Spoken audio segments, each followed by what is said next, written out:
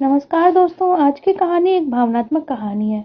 शिवानी सुबह से ही घर का काम कर रही थी और धीरज को टिफिन पैक करके दे चुकी थी और धीरज भी टिफिन लेकर बाहर निकल चुके थे। लेकिन जैसे ही वो अंदर आई तभी दरवाजे की लगातार बेल बजने की आवाज आने लगी। तो वो समझ गई पक्का धीरज ही होंगे। इनका नाम तो धीरज है पर धीरज नाम का गुण ही नहीं है, नाम के विपरीत है धीरज। वो जल्दी से दरवाजा खोलने के लिए हाथ धोकर आई तब धीरज तमतमाते हुए कहने लगे, अरे शिवानी, ये क्या, दरवाजा खोलने में इतनी देर लगती है क्या? क्या कर रही थी जो दरवाजा नहीं खोल पाई? तब वो धीरे से बोली, मेरे साबुन वाले हाथ थे और कपड़े धुल रही थी इसलिए थोड़ी देर हो गई। अच्छा अच्छा ठीक है, मेरा मोबाइल कहाँ है? मैं भूल गया तो तुम भी नहीं दे पाई। इसके बाद में वो इतना ही बोली कि इतने सालों से मैं हाथ में ही सामान देते आ रही हूँ, आप भी कभी याद रखा करिए। तो इतना भी नहीं कर पाओगी तुम? ना कहकर कार स्टार्ट करके धीरज वहां से चला गया और ऑफिस पहुंच गया। लेकिन शिवानी का मन तो खराब हो चुका था। क्या मैंने इनसे शादी सिर्फ बातें सुनने के लिए की थी, जो मुझे कुछ भी सुना के चले जाते हैं? और यही सब कुछ वो सोच रही थी। लेकिन तब तक उनका युवा बेटा मोहित आ गया और बोला, मम्मी कहाँ खोई हो? पापा आए थे, फिर से जली कटी सुना कर गए।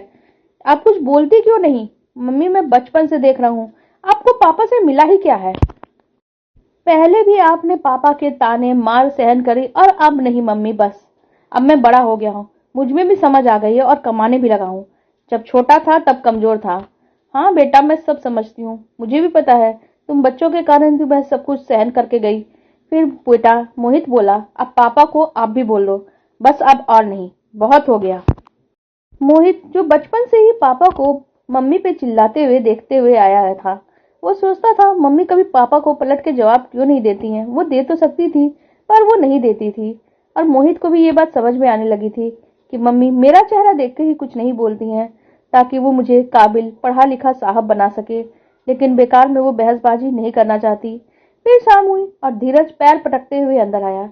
वो मुंह से तो कुछ नहीं बोला, लेकिन आज शिवानी के अंदर भी आत्मविश्वास आ चुका था। शिवानी को चाय पानी लाने में थोड़ी सी देर क्या हुई, फिर जैसे तूफान आना तो तय ही था। ये क्या शिवानी, चाय पानी लाने में इतनी देर लगती है क्या?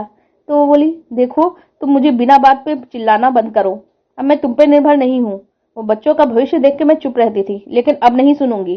तो धीरज अंदर से तिलमिला गया और वो कहने लगा, ज्यादा पढ़ निकल आया है जो बोलने की हिम्मत कर रही हो?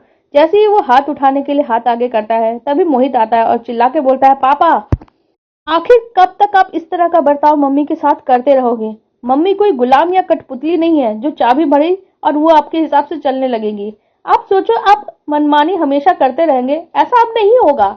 अब मैं और अपने घर को और मम्मी को दोनों को ही संभाल सकता हूँ।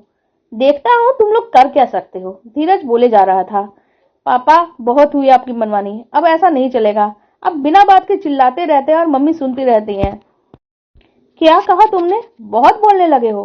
फिर क्या था, बेटी के साथ पाकर शिवानी भी बोली, मुझे आपकी जरूरत नहीं है, आपको जहां जाना है चले जाएं, मैं आपके बिना भी रह सकती हूँ। बेटा काबिल है, अब मैंने भी बहुत सहन कर लिया, अब और नहीं सह सकती। इतना सुनते ही जैसे धीरज अंदर तक हिल गया। उसे अपने ही घर में अपना वजूद खत्म होते हुए नजर आने लगा।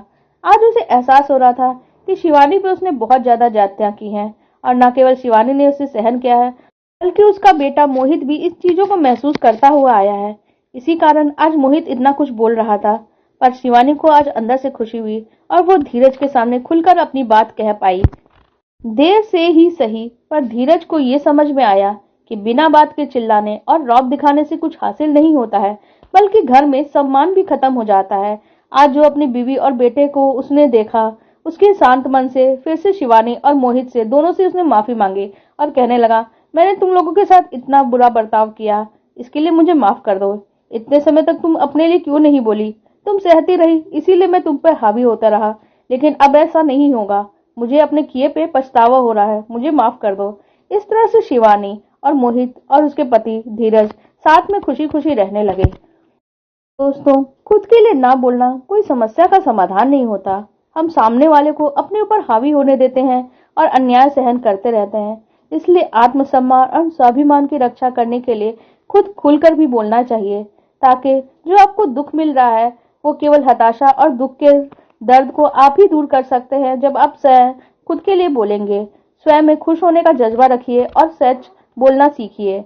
आपको हमारी ये कहानी कैसी लगी, आप अपनी राय कमेंट सेक्शन में जरूर बताइए। साथ ही वीडियो को लाइक कर दीजिएगा और हमारे चैनल को भी सब्सक्राइब कर लीजिए। धन्यवाद।